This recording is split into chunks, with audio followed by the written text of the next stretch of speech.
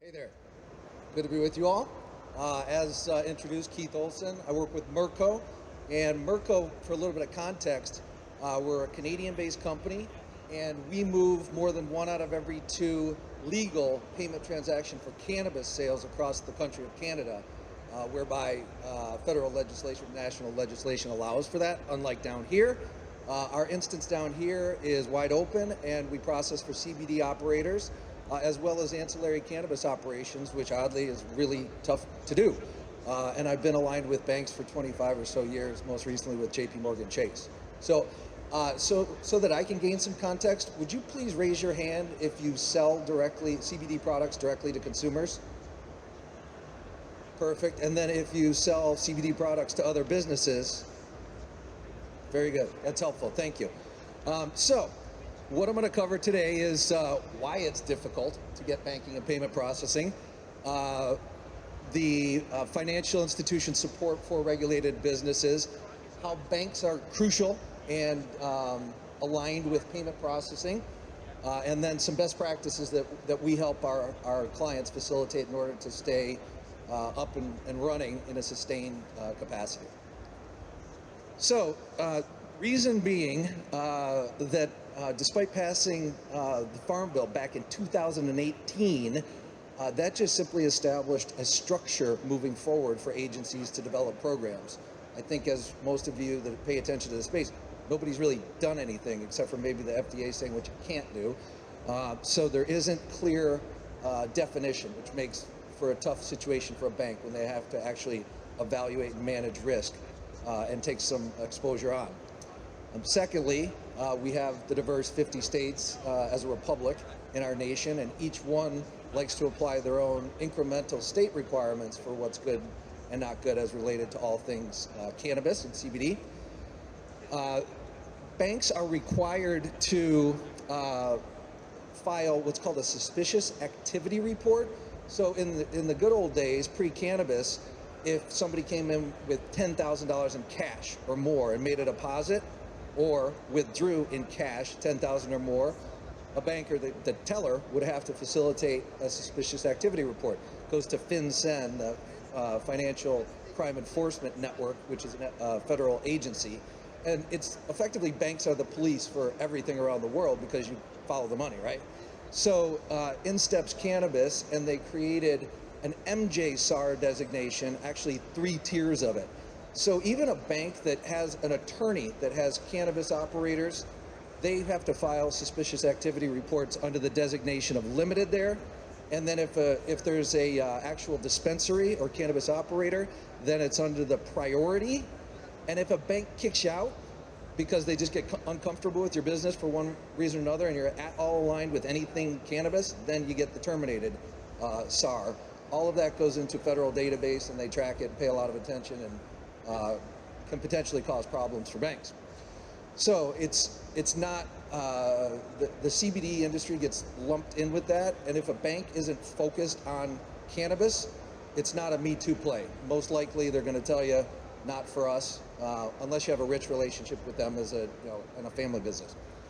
And then finally, as I mentioned earlier, the research hasn't been done. So other than, of course, Epidiolex, which is for seizures, the FDA hasn't approved anything. And so what they do is, if there's claims made for marketing claims made for dietary or other proven remedies of CBD products, the FDA is nasty about sending letters and material fines as well. So what do banks look for? If you already, it sounds like many of you must have gotten a bank by now if you're operating, but it's just being tight. So even if you're a sole proprietorship, Keith Olson CBD, you still really need to register your DBA with the county that you're in. LegalZoom and others can facilitate it really easily. But having registration papers is key. Obviously, if you want to do a limited liability or a corporation or whatever, it's more material.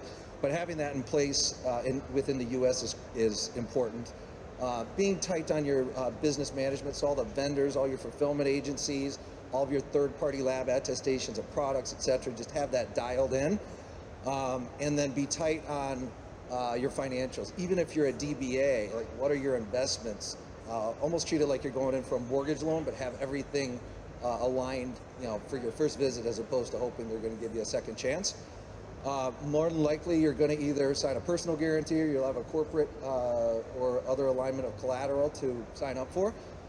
And then being super tight on the compliance. Primarily, we'll get into some of the specifics as best practice at the following, but where you ship to it, making sure your products don't have more than 0.3% THC, etc. So my domain, payment processing, not everybody appreciates that there's always a bank aligned with payment processing. So to gain access to the payment networks, you need a member bank to provide you that access. The payment networks, from Visa to Star Debit to everyone, only underwrites banks, their member banks, and the bank's balance sheet, because it makes it easy for them. Then they rely on the bank to police all of the exposure financially. Goes to the bank. The bank, of course, passes it down to us and on to the end client. But that bank is crucial, and not a lot of banks are have an appetite for all things cannabis. So another detail here is, unless there is a third party, a payment processor, or a third party, it's called a payment facilitator, or that payment processor establishes themselves as the merchant of record. In that case, they actually take possession of the money that you've captured from those that consume your products and pay you. True payment processors never touch the money. So we facilitate the technology. We obviously have the client relationship and support. We create the architecture to process the transaction. And then the bank that allows it actually receives the settled funds from the payment networks and directly pushes that money out to the end client's checking account. And I definitely would recommend anybody looking into or evaluating your current payment processing, making sure that you're the merchant of record, not a payment processor in between. And you'd see that the bank is always a tri-party to the application and agreement in a traditional merchant processing relationship. If there's no bank and it's just the provider listed, they're undoubtedly the merchant of record and physically have possession of your money before you get it, which I definitely would not recommend. So the payment processors provide all of the technology, the platform, et cetera, as mentioned, to coordinate the flow, provide all the reporting, exception management, dispute processing, et cetera. So both the operations and the technology. And we are accountable with the trickle down, so that the networks hold the banks accountable, banks hold us accountable, and in order to help our clients maintain sustained payment processing, it's our obligation to drive all of the compliance and work with our clients to make sure that they're staying out of trouble, such that we can collectively continue the business. And that all-in bundle between managing up to the bank to make sure that they have the lenses necessary to manage their risk and compliance is a critical component of what a payment processor ought to be doing on your behalf. So best practices, I won't read all this, but making sure the checkout page doesn't allow for shipping in states that doesn't allow shipping of CBD products, and that's obviously dynamic. It changes as states change. The one represents where we are today on the bottom right. Negative option, that's, you've probably all at least seen this if you haven't experienced it, and that's where you get a free product and you put your credit card in there. And if you don't unsubscribe, then in a future period, you'll either receive products and services and get a charge on your credit card moving forward. The payment network saw a lot of that, and it was very disruptive to the consumer experience, their brands, which they're incredibly concerned about, and so they're all over that, the negative subscription. And then these claims. So literally, I don't know if you all saw this, but I saw at least one promotion online during the early months of the pandemic, whereby some operator was saying that CBD can prevent COVID-19. Like, that kind of nonsense just can't happen, and you have to be incredibly focused on word choice as you apply the value of the products and solutions. No mention of prescription drugs. Of course, the 0.3% THC or under, and specific to MasterCard, if you're going to be selling vape, they tax you for an annual fee for a vape high registration, high risk merchant category code as well. So I left time for questions. There's my big mug, and let's go, Q&A. Somebody's got to have something. No? All right, well, thank you for your time. Appreciate it. Have a great rest of the time here in Chicago.